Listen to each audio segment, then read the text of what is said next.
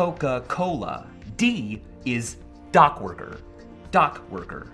E is just eh. F is a little bit weird. This really works for me. I never seem to forget that F is associated with this phrase, even though the letter F isn't even in it. The phrase is this: get a haircut. Get a haircut. G is good gravy. H is hippity hop. I is I. J is let's jump, jump, jump. K is kangaroo. L is to L with it. M is N is navy. O is one of us. P is a poopy smell. Q is God save the Queen.